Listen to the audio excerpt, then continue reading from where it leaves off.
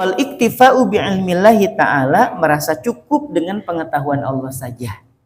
Bang, kenapa nggak disebutin namanya? Nggak apa-apa, yang penting kan Allah tahu. Nah, ini udah tingkatan ikhlas yang paling keren tuh di sini nih.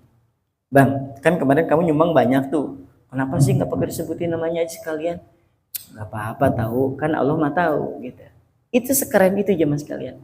Pak, bapak kan yang bantuin ibu sebelah kan? Iya. Kenapa nggak ngomong? Kan kemarin yang dibilang namanya orang bukan nama bapak. Ya nggak apa-apa kali, kan Allah juga udah tahu. Nah kalau kita sudah berada pada level ini, maka kita sah dikatakan sebagai orang yang benar-benar ikhlas dalam beramal. Nah pengaruhnya jemaah sekalian, sebelum nanti kita akan teruskan ke bab istighfar dan seterusnya, saya ingin sampaikan buat teman-teman sekalian bahwa ikhlas itu ada erat kaitannya dengan penerimaan kita terhadap keadaan apapun itu.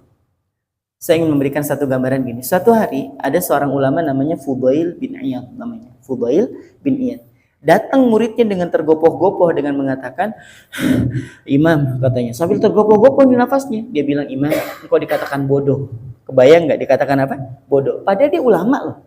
Dia ulama besar. Nanti kalau teman-teman sekalian mencari biografinya, tulis aja di mesin pencariannya Fudail bin Iyad. Nanti akan keluar sosok ulama yang dahsyat betul ulama ini. Tapi dikatakan sama muridnya, "Wahai Imam, engkau dikatakan sama si fulan itu engkau bodoh, gak tahu diri, gak punya ilmu tapi nekat ngajarin ilmu."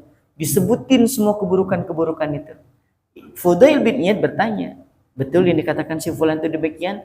"Demi Allah, aku tidak menambah dan tidak menguranginya barang sedikit pun." Berarti betul nih. Apa yang dilakukan oleh Syekh Fudail bin Iyad? Beliau ambil wudhu, gelar sejadah, sholat 2 rakaat, menengadahkan kedua tangannya. Namanya ulama, Pak. Ulama tuh kalau sudah khusyuknya dalam berdoa, sampai dia nggak tahu bahwa muridnya masih di belakang.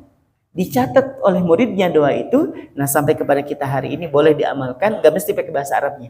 Saya ajarkan pakai bahasa Indonesianya. Syekh Fudail bin Iyad menengadahkan kedua tangannya seraya berdoa, "Ya Allah, sekiranya tuduhan-tuduhan yang buruk itu benar ada pada diri saya, ya Allah ampuni semua keburukan-keburukan saya ini. Tapi ya Allah, sekiranya tuduhan keburukan-keburukan itu tidak ada pada diri saya, maka berkenan kiranya Engkau mengampuni kesalahannya." Ya Allah, segitunya Pak. Saya ngebayangin orang itu bisa kayak gitu, itu kalau nggak pakai riyadhah, nggak pakai latihan, berat jemaah sekalian.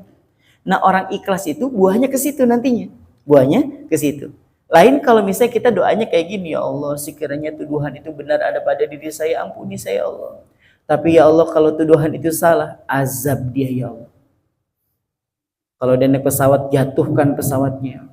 Kalau naik kapal, tenggelamkan kapalnya. Kalau naik mobil, terbalikan memang mobilnya." Oh, kita tidak akan pernah merasa tenang kehidupan kita sampai orang ini mati keadaannya. Gitu ya. Makanya coba dengarkan doa ini baik-baik. Ini yang membuat hati kita tuh jadi lapang, teman-teman sekalian. Coba nih, dengarkan. "Ya Allah, jika tuduhan-tuduhan keburukan itu memang benar ada pada diri saya, maka ampuni keburukan-keburukan saya.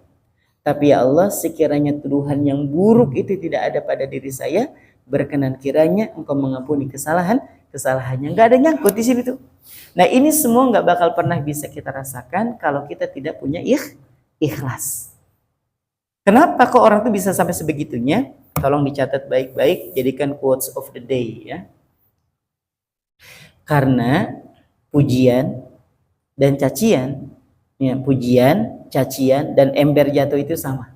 Saya ulangi sekali lagi, pujian, cacian dan ember jatuh itu sama. Maksudnya sama-sama suara yang Allah takdirkan sampai di telinga kita.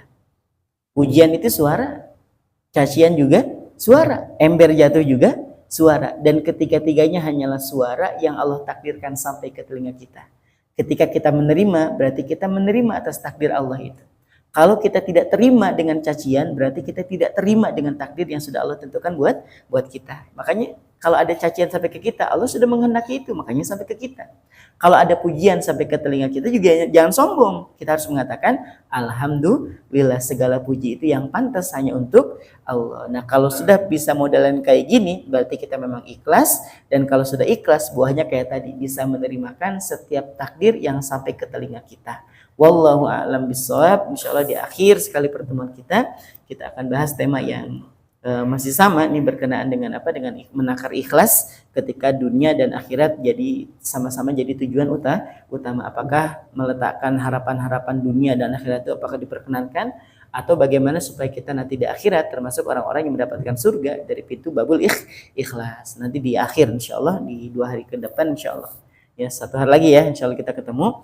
Kita tutup dan membaca hamdalah alhamdulillahirabbil alamin subhanakallahumma bihamdika